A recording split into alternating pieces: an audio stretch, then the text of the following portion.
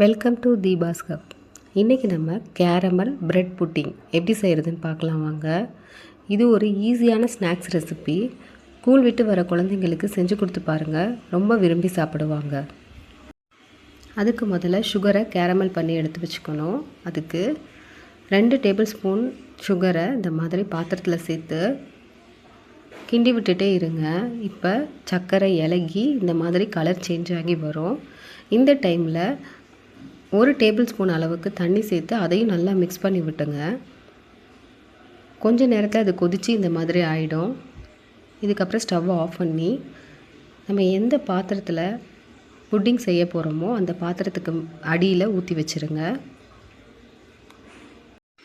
இதுக்கப்புறம் 4லேருந்து 5 பிரெட் ஸ்லைஸை இந்த மாதிரி கட் பண்ணி மிக்ஸி ஜாரில் சேர்த்துக்கோங்க. உங்களுக்கு ஓரங்கள் வேண்டான்னா அதை ரிமூவ் பண்ணிவிட்டு கூட சேர்த்துக்கோங்க. அது கூட 2 முட்டை, 1½ கப் அளவுக்கு காய்ச்சி ஆற வச்சின பால், 1 pinch salt, 3 tablespoon sugar. உங்களுக்கு இனிப்புக்கு எவ்வளோ வேணுமோ அதுக்கேற்ற மாதிரி சேர்த்துக்கோங்க. இது கூட அந்த முட்டை ஸ்மெல் தெரியாமல் இருக்கிறதுக்காண்டி கொஞ்சோண்டு வெண்ணிலா எசன்ஸு, வேண்டான்னா கூட விட்டுருங்க. இப்போ இதை எல்லாத்தையும்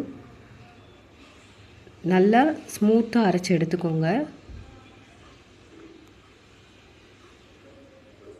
இதை நம்ம சுகர் கேரமல் பண்ணி வச்சுருந்ததில் ஊற்றி வச்சுருந்த பாத்திரத்துலையே ஃபில்ட்ரு பண்ணி சேர்த்துக்கோங்க. ஃபில்ட்ரு பண்ணி சேர்க்குறனால நமக்கு சின்ன கசடு இருந்தால் கூட அது மேலே நின்றும்.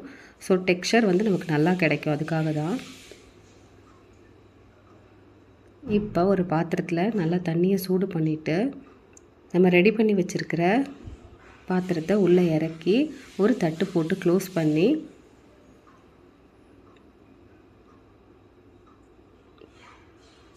பாத்திரத்தை மூடி போட்டு 20லேருந்து 25 நிமிஷத்துக்கு அது அப்படியே வேக விட்டுருங்க. 25 நிமிஷத்துக்கு மேலே எடுத்து ஒரு ஃபோர்க்கை வச்சு குத்தி பாருங்கள். நல்லா வெந்திருந்துச்சுன்னா ஓகே, இல்லைன்னா இன்னொரு 5 நிமிஷம் வச்சுக்கோங்க எக்ஸ்ட்ராவாக. இப்போ இதை வெளியே எடுத்து வச்சுருங்க. இதை அப்படியே டிஸ்டர்ப் பண்ணாமல் ஒரு 2 ஹவர்ஸ்க்கு விட்டுருங்க. அது நல்லா ஆறட்டும். அதுக்கப்புறம் இந்த மாதிரி கத்தியை வச்சு லைட்டாக கீறல் போட்டு